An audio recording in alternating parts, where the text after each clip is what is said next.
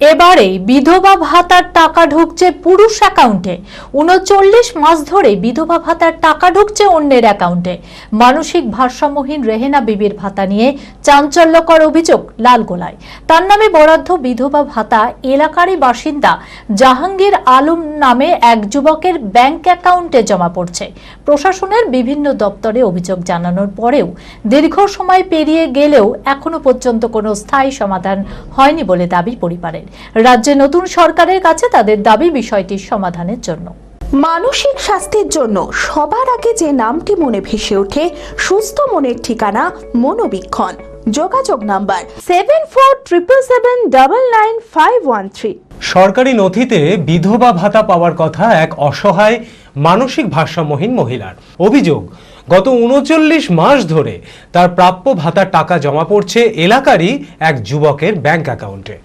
দীর্ঘদিন ধরে এই ঘটনা চললেও এখনো পর্যন্ত সমস্যার সমাধান না হওয়ায় ক্ষোভ প্রকাশ করেছে ওই ভুক্তভোগী পরিবার। পরিবার সূত্রে জানা গিয়েছে, পণ্ডিতপুর বাগানপাড়ার বাসিন্দা রেহেনা বিবি মানসিক ভারসাম্যহীন এবং বিধবা। তার নামে বরাদ্দ বিধবা ভাতা এলাকারই বাসিন্দা জাহাঙ্গীর আলম নামে এক যুবকের ব্যাংক অ্যাকাউন্টে জমা পড়ছে। বিষয়টি ২০২৪ সালে পরিবারের নজরে আসে। তারপর প্রশাসনের বিভিন্ন দপ্তরে অভিযোগ জানানোর পরেও দীর্ঘ সময় পেরিয়ে গেলেও এখনো পর্যন্ত কোনো স্থায়ী সমাধান হয়নি বলে দাবি পরিবারের। রাজ্যে নতুন সরকারের কাছে তাদের দাবি বিষয়টির সমাধানের জন্য। 6 মাস মতো পর জানতে পারি যে একটা ছেলের অ্যাকাউন্টে অন্য অ্যাকাউন্টে টাকাটা ঢুকছে। সেই সোর্সে আমরা ভিডিও থেকে যোগাযোগ করে অ্যাপ্লিকেশন করলাম এবং সেই ছেলেটার কাছে যোগাযোগ করলাম। তার অ্যাকাউন্ট নম্বর ধরে তার পরিচয়পত্র বের করে যোগাযোগ করে তাকে যখন বলা হলো যে তার অ্যাকাউন্টে টাকা ঢুকছে, সে অস্বীকার করে এবং পরবর্তীতে যাই হোক স্বীকার করতে বাধ্য হয় প্রমাণ দেখার পরে।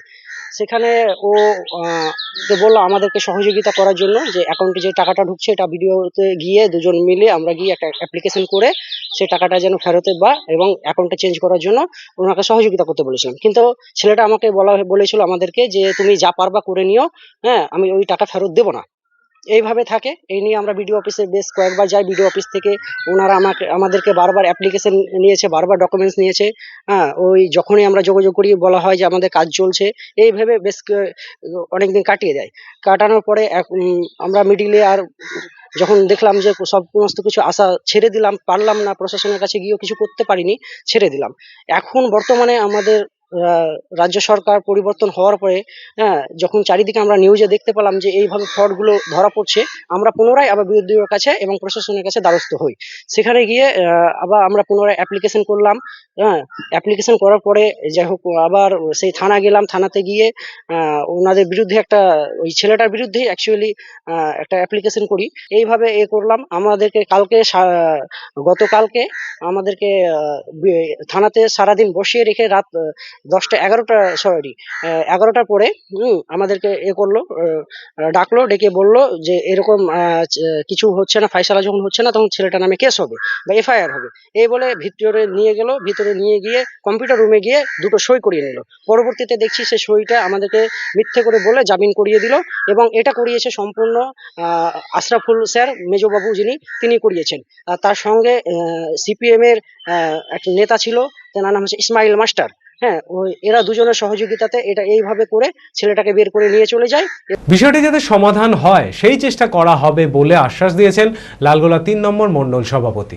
রেহেনা বিবি নামে এক বিধবা মহিলার টাকা জাহাঙ্গীর শেখ নামে এক 24 বছর বয়স যুবকের অ্যাকাউন্টে ঢুকতো। তো সেই বিষয়টি নিয়ে আমি ওনার কাছে যাই এবং কাগজপত্র দেখি। উনি এর আগে 22/2/2024 বিডিও অফিসের কাছে এই বিষয়ে লিখিত জানান যাতে তার বার্ধক্য ভাতার টাকাটা তার অ্যাকাউন্টে ঢুকে। তারপরেও কোনো সুরাহা হয়নি এবং দেখলাম 1/7/2026-এও সে একটি অ্যাপ্লিকেশন করে তার টাকাটা যাতে তার অ্যাকাউন্টে ঢুকে, কিন্তু কোনো সুরাহা হয়নি এবং তারা লালগোলা থানার দ্বারস্থ হয়। B Care Institute of Management and Technology ভর্তি চলছে civil, mechanical, electrical, electronics and telecommunication engineering কোর্সে। শিক্ষাগত যোগ্যতা: প্রথম বর্ষে ভর্তির জন্য মাধ্যমিক পাস এবং দ্বিতীয় বর্ষে ভর্তির জন্য বিজ্ঞান বিভাগে উচ্চ মাধ্যমিক পাস অথবা উচ্চ মাধ্যমিক ভোকেশনাল পাস। খুবই অল্প খরচে পড়ার সুবর্ণ সুযোগের সাথে রয়েছে স্কলারশিপের ব্যবস্থাও। রয়েছে বাস পরিষেবা ও হোটেলে থাকার ব্যবস্থা।